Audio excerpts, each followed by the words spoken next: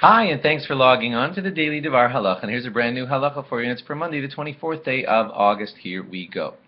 A shofar is muktzah on Shabbos. Let me repeat that. A shofar is muktzah on Shabbos. Let's explain that. So there's a Shabbos a couple days before Rosh Hashanah, and let's say the shofar is lying there on one of the tables in your house, and somebody wants to just handle that shofar. So it is muktzah, and it should not be handled. But it is muktzah in the category of kli shemalachto le'isser, which means a vessel that is used for prohibited purposes. And that's interesting because you may remember that we taught a rule just the other day that a kli shemalachto le'isser, a vessel that is used for prohibition type things like a hammer, is allowed to be used. The rabbis, when they decreed muktzah on a hammer, said that the hammer is allowed to be used for itself, like if you needed it to crack open a coconut, you could use a hammer for that, just not for building, but you could use it to crack open a coconut, because that's a Shabbos need, or if you needed the place, like the shofar was in the way and you just wanted to slide it out of the way.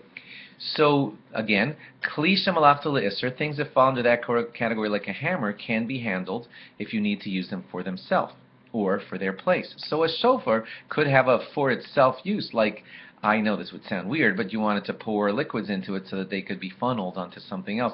Technically speaking, you would be allowed to use a shofar in that fashion on Shabbos. That isn't Rosh Hashanah.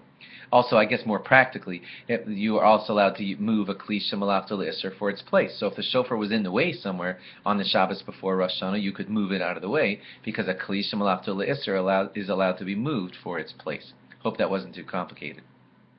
But now we get a little more complicated. On Rosh Hashanah itself, that isn't Shabbos, it's a little more complicated. On the day of Rosh Hashanah, the shofar is huktzah lemitzvasa, which means it's set aside for its mitzvah. It's there to be used to blow shofar.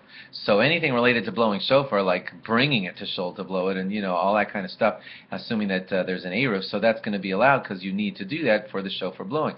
But if you want to use it to pour oil onto your salad, then no, you wouldn't be allowed to do that on a regular day of Rosh Hashanah because it's set aside for mitzvah, so it's not set aside to be used for a funnel for the oil of your salad. I know you don't want to pour the oil of your salad through a shofar. Trust me, I get that. But technically speaking, you wouldn't be allowed to anyway because it has been set aside for mitzvah.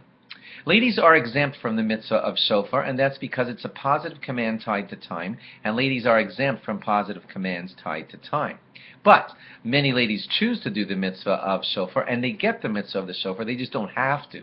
But if they choose to, it's wonderful, and they get the mitzvah, and they can even make a bracha for it because there is a mitzvah that they're accomplishing if they do that. So if a man's going to blow the shofar for a lady, one option is that the lady could make the bracha and the man could blow the shofar, or the man can't make the bracha just to blow the shofar for a lady. That wouldn't be allowed. But what he could do is say, I didn't fulfill the mitzvah in shul. When I heard it, I specifically knew that I was going to blow the shofar for Mrs. So-and-so. So in shul, I intended to not fulfill the mitzvah. When I get to Mrs. So-and-so's house, I'm now going to intend to fulfill the mitzvah then, and then I can make the bracha for me, who's fulfilling the mitzvah while I'm blowing it, and she could just listen in, say amen, and get the shofar blowing that way. So just to recap that last point, a man blowing shofar for a lady, they have two options as far as the bracha. The lady can make the bracha for herself, or the man could plan to not fulfill the mitzvah in shul, plan to fulfill the mitzvah while blowing the shofar for the lady, and then he can make the bracha for the both of them if he's doing it that way.